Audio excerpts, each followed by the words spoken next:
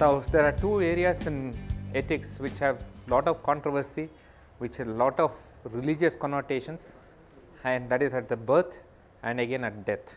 Now, when we talk about beginnings of life, the important point that you have to know is what is unique about human beings. When we look at what is unique about human life, you start off from genes. Okay.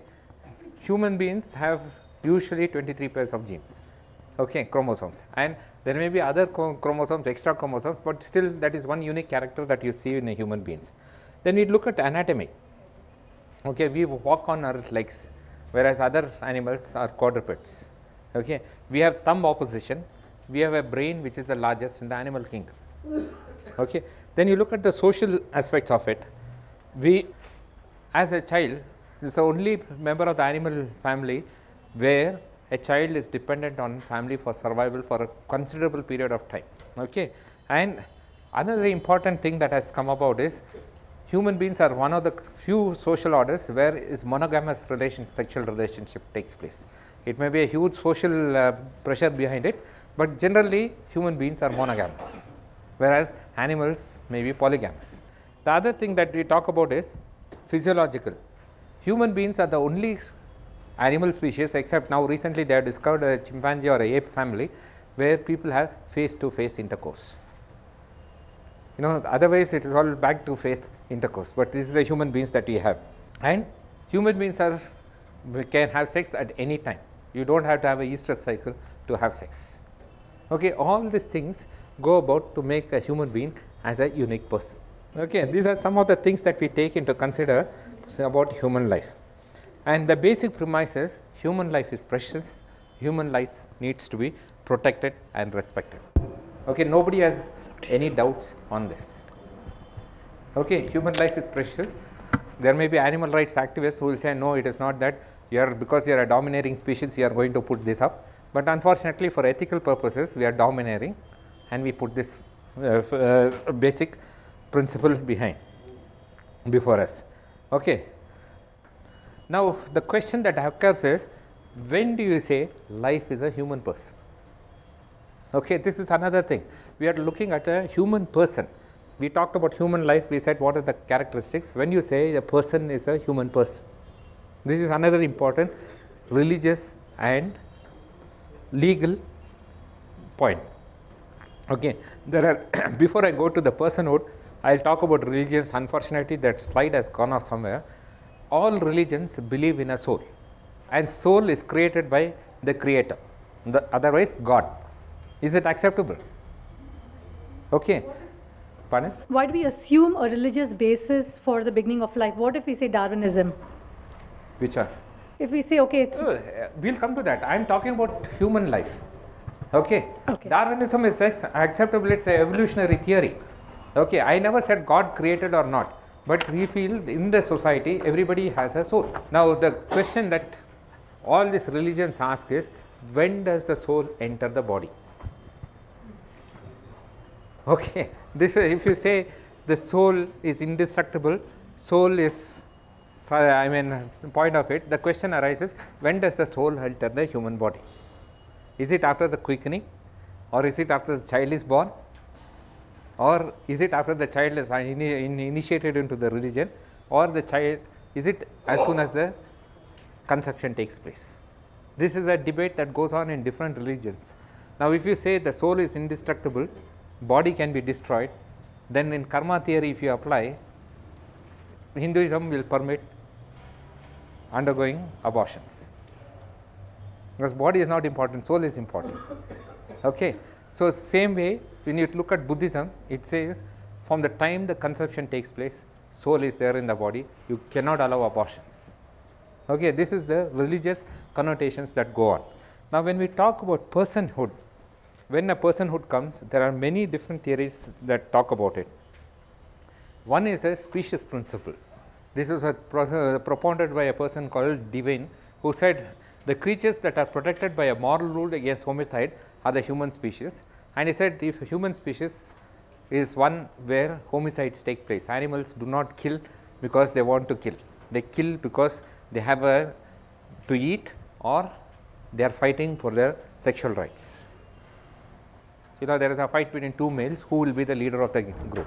But human beings can kill at will, okay, generally. So this is one of the things that he talked about. And the second principle that he talked about is a human person is a potential, is anything that has a potential to become a human being. It is a classical example is given as a seed. Okay, a seed, a grain of rice is a grain of rice, but it has a potential to become a paddy and again procreate. So this is the potential principle, that is property having by adult human beings. Property endows any organism possessing that property to a right to life. Organisms that have potential to possess that property have a right to life. Okay. The third one was a mixture of both these principles. Okay. You have a principle of species, you have a potential, so it becomes a person if you have both these things. Then people thought about it, because there are a lot of objections that can be raised to say when this human life starts. So then people thought about it and said, Carl Sagan was a person, he said theory of sentience, that is a capacity for feeling or affect. If a person can feel, it must be a human body. If a person cannot feel, that means he is dead. Okay. Now the problem comes is when patients are in deep coma. Okay. How do we talk about it and say whether they are feeling or they have an effect? Then we went one step further, as long as the brain functions, he is a human being. Okay. So now the question comes, because this theory of personhood of a person came because brain functioning is because death is declared when patient's brain stops functioning. Brain dead person, when you are harvesting organs, brain function is taken as the most important thing that is necessary for a person to experience human life. So all these points are taken to decide what is a human life, and depending upon which school of thought you belong to, you can choose what you want. Okay. So usually if you combine all these things, you come to this 4 points. Human person is a person who possesses rational thinking, is self-conscious, is capable of action, and is subject of having non-monetary goals or intentions in life. Okay. So far we defined what a human person is all about. Now next question is, who is an unborn thing?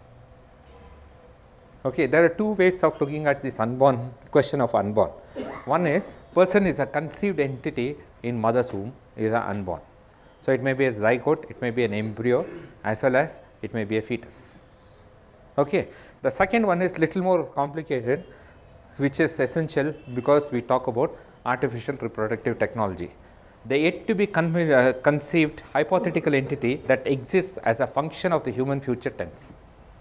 So your sperms, ovum fall into this category. They are also unborn.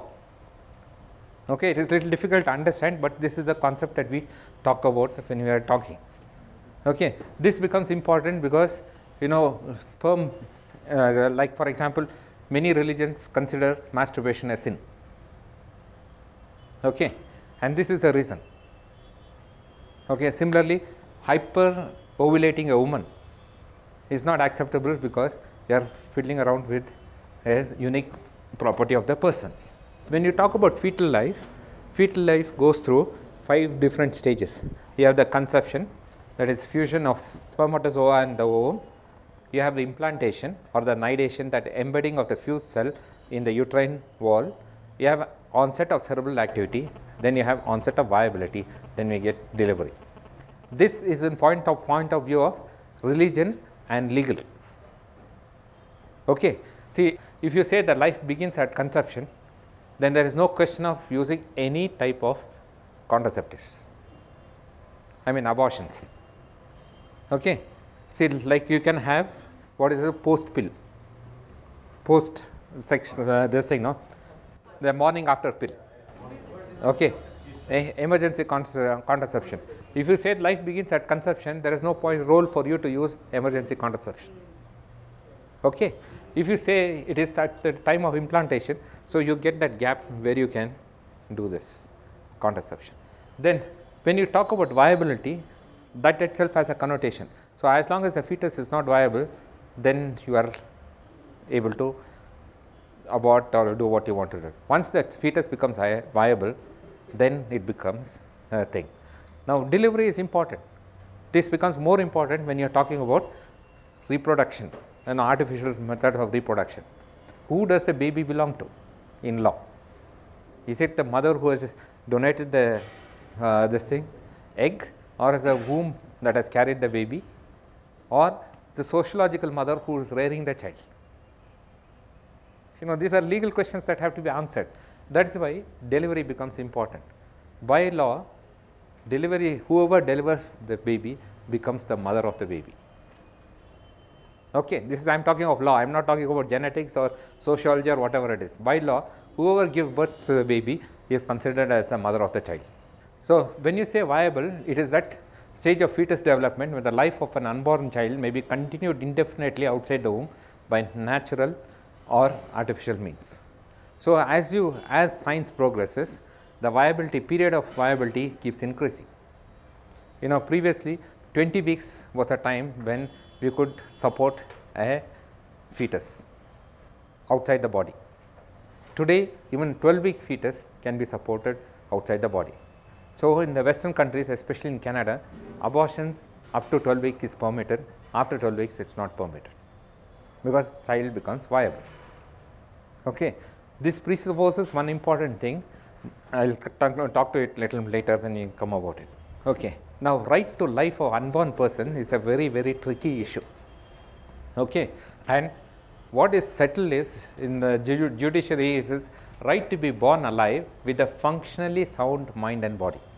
So, every unborn baby has this right to be born functionally alive, functionally sound mind and body. Okay. And as the child fetus, I will talk about it little later. Okay. So, when you say that is the right of the unborn child, then abortion becomes a problem. Okay. Because you are exterminated, constitute infringement of right to be born, and this again we will talk about it little later. Now, this right to life, the unborn child cannot go to court. It cannot say my mother is damaging my health, protect me.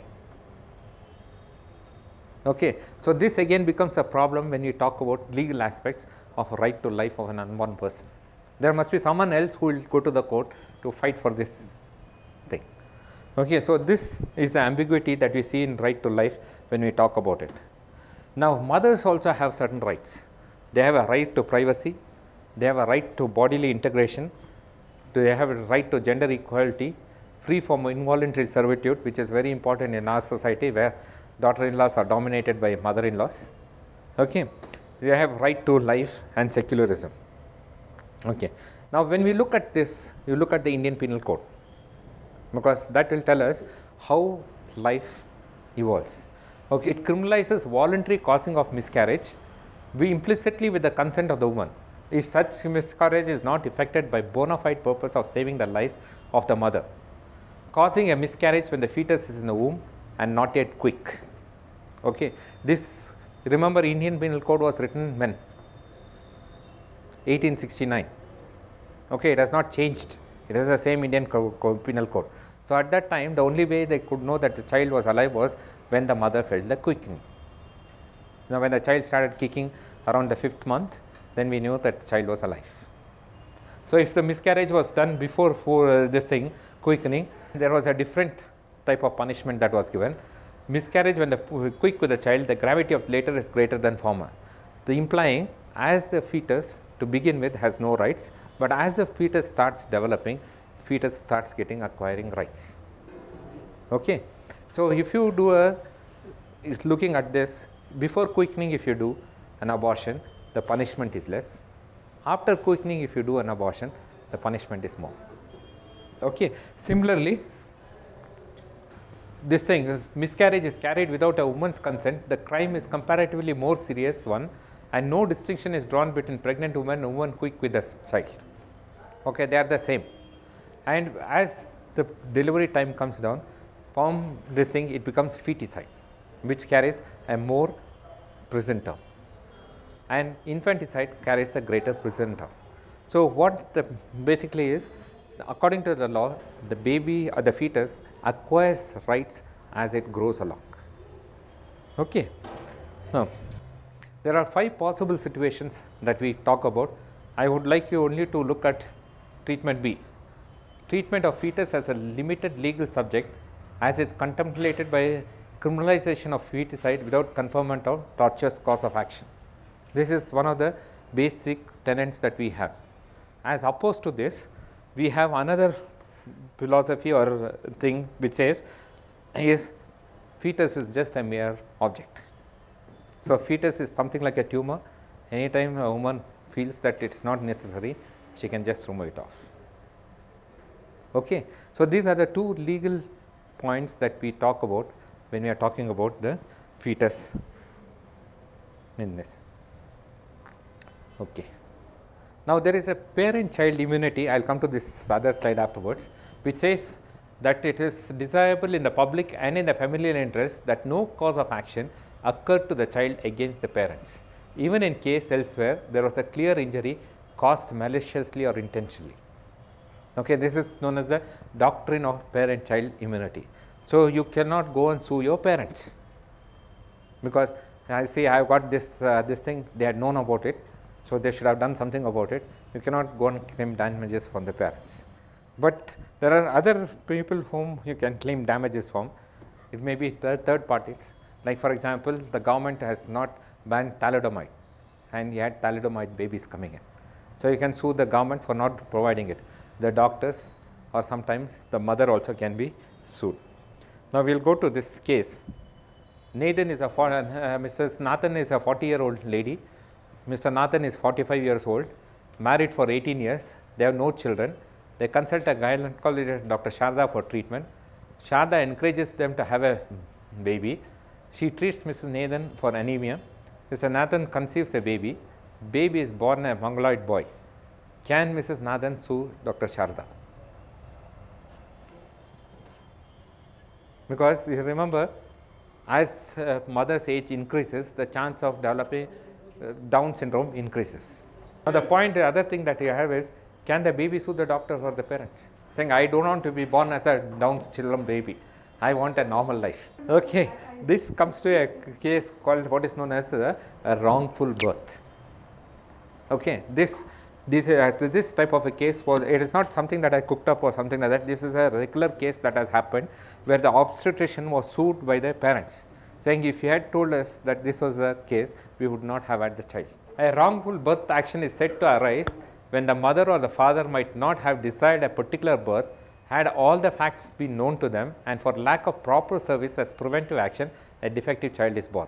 Against the person who was in possession of the information, or alternatively was in position to find out the information and did not advise the parent or advise him or her wrongly. Okay. So, as a gynecologist, this is an important thing. You can be sued for a wrongful birth. Okay. A classical example is, person was traveling in a a pregnant lady was traveling in a tram in Canada. The tram, something happened in the tram met with an accident. She had a miscarriage, and on the behalf of the child which was dead, the father went and sued the tram company, saying this is wrongful birth, you should have protected us. Okay. So, this is another concept that we have. Now, when we talk about wrongful life, it is classical example is a mother who keeps smoking. Okay. And the child alcoholic, the child will be born with fetal alcohol syndrome. Okay. So, the child can sue the mother, saying you knew that it was harmful, yet you did this to me and I am suffering from this. Okay. Unfortunately, we do not have this type of cases coming up in the Indian courts. Most of this is in relation to the North America or English courts. Next, we go to 2 other important areas. One is in relation to contraception. Why do all religions and societies advocate large families and children? Basically, it depends on economics. Okay, if you have an agriculture community, the more people are there, more production takes place. If you are a military community, more people are there, more wars can be waged, more people, the country can be good. If you are industry, you have work. Okay, so don't think that religion doesn't take into this. All religions talk because it is essential for human survival. Okay. Across this, we had Malthus who said predicted the world will overgrow itself and it will go for extinction. Okay, there are two other things that we talk about. What do we mean by sex appeal? What do you mean by sexuality? Sexuality is a mental state of gender, while sex appeal is actually attracting the opposite gender. Okay. See, when you talk about sex appeal, it is the attractiveness a person has for the other opposite sex. Okay. So, and when you talk about sexuality, it means the inherent thing that makes you a male or a female. Your mannerisms, the way you talk, way you think, the way, that's why you have books like Men Are From Mars, Women Are From Venus and things like that. Okay, there is a difference that takes place in them. And it also has this thing that when you talk about sexuality, it means a person has a capacity to love other persons and be united with them in a relationship and in a community. And you also have genital orgasmic satisfaction when you are in sexual relationships. Okay. Now, when you talk about this thing, this whole question of contraception comes about with interpretation of sexual act. When you talk about sexual act, there is sensual pleasure, there is orgasmic satisfaction, there is also intimate personal union of love expressed in and through mutual gift of lover's body. It is a social need because you need children, and people who are religious say they are co-cooperators with God and symbolizes God's creation. These are the meanings that have been used for interpretation of sexual act. Now, when we talk about marriage, there are different ways of looking at marriage. Legally, marriage was always taken as a contract. Okay, that's why when a contract is broken, you have a divorce. Okay, certain thing, it is taken as a covenant. And the covenant is an agreement between two people which cannot be broken easily. For a long time, legally, it was written as contract, but Supreme Court in 2001 judgment, we will discuss about it tomorrow when we talk about HIV and AIDS, said marriage is not only this thing, the contract, it is more than a contract as two souls become one. Okay, this is a Supreme Court judgment, it is not mine or the Catholic CBCI this thing, this is a Supreme Court judgment. Okay, when you say it is a contract, it only means that you have procreation, you have family, this thing. But when you say it's a covenant, there is an element of love between couple and addition, there is procreation. Okay, so it is left for you to decide what you consider what is marriage. Now, contraception is prevention of pregnancy, there is nothing like that. Now, reasons for contraception are that you want to plan the family, protect the health of the couple, enhance love, eugenics and economics. All these are reasons that are given to have a family planning. Spacing will help the children to be this thing and protect the health of the thing. Against is against the natural law. Okay, what do we mean by against natural law? Okay, this again comes from the Christian or a Catholic, mainly a Catholic philosophy, which says we cannot do anything against natural law. And when you have sex, there are two aspects to the sexual act. One is pleasure, another is procreation. Okay, the example given is you cannot just have pleasure without procreation. It is similar to saying taste is very important, so I will keep on eating food, but I will not take the consequences of overeating. And all of us know that does not happen in nature. If you overeat, either you have indigestion or you put on weight. Okay, and you will not go and say, no, I am eating good food, it is very tasty, let me go vomit and eat again. This has happened in Rome. In the old Roman days, it was known that they used to have vomiting vases where people used to induce vomiting and go back and eat. That is why if you see the old Roman figures, he was a huge people. Okay, so you always bear consequences of your act. And in contraception, what you are doing is, you are only talking about pleasure, but blocking procreation. So people oppose that. Okay, other one is against loss of human dignity, because sex, which is considered something which is important, you are just making it to a mechanical act, which is supposed to be an expression of love, becomes a mechanical act. Okay, and more important than this, women are treated unjustly, because if you look at the contraceptive methods that we have, except for condom and vasectomy, rest all depend on the woman.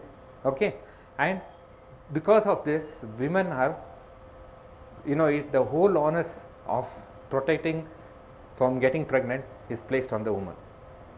The man can have sex whenever he feels like. The whole protection against pregnancy is based on the woman. So people say it is sort of demeaning the woman and the woman's powers. So contraception is bad. Okay. So there is no middle path between this. What is right, what is wrong. It is left to you to decide what is the right thing to do. Okay. Then we come to the next question is abortion. Now when we talk about abortion, we talked about the different stages when the person becomes this thing. Usually by law, once the fetus becomes viable, then you cannot abort the fetus. Now people talk about arguments for abortion as it's a matter of women's rights, okay, and women's autonomy. It is they do not consider the fetus as a person. It is considered as something like a part of the tumor. So whenever you don't feel like it, you remove it and throw it off. Okay, it's a woman's right to decide what happens with her body. Okay, it's not the fetal rights. It also talks about the self-defense or the autonomy of a woman to decide what has to happen with her body. So all pro-abortionists talk about the right of the woman to decide what happens with her body. Okay. Then we also have a middle path which says in certain circumstances abortion, I will go to this thing, then we will come to the middle part.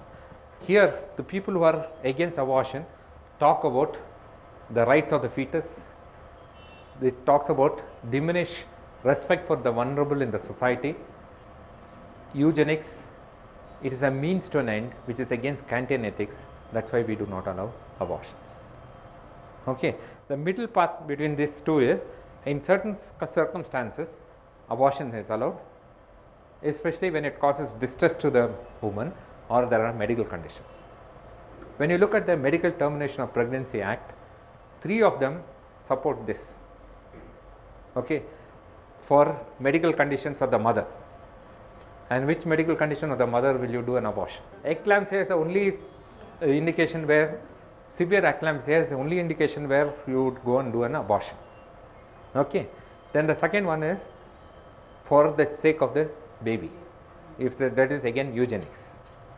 Third one is for conditions that occur due to rape. The last condition which does not fit into any of this is failure of contraceptive practices. Okay. Because of that it goes more in favor, which is the part for abortion. Otherwise these 3 things are what the middle path, the Medical Termination of Pregnancy Act takes place. Okay. Now this is something that whenever we talk about beginnings of life, this has not been a major issue in our country, because if you don't want to do it, you just pass it on to somebody else and keep quiet. But it's a major issue in the West, especially after George Bush is the president. Okay, we have right wingers there who will not do things. Like for example, pharmacists refuse to dispense oral contraceptives for women because they have religious objections to it. Over the counter pillars, emergency pills. Okay, and there are in Britain especially, there have been nurses who have refused to, secretaries who have refused to type letters which said recommended a person to undergo an abortion. Okay, so therefore you have what is known as conscientious objector clause. That is, if you do not believe in it, you have a right to, morally you do not accept it, you have a right to not to participate in that act. Okay. But when you look at the Medical Council of India, it talks about 2 points. One is helping unqualified persons in performing abortion, and second thing is it's a misconduct shall not, that if a doctor refuses to provide family planning services, abortions and circumcision when medically indicated due to religious reason, you can take him before the medical council and have his, the procedure course of law, his license may be revoked or he may be suspended from practicing medicine. Okay. This has been in the this thing Medical Council Act, but nobody has ever taken anybody to task. So we do not know whether it is right or wrong. I think I shall stop here.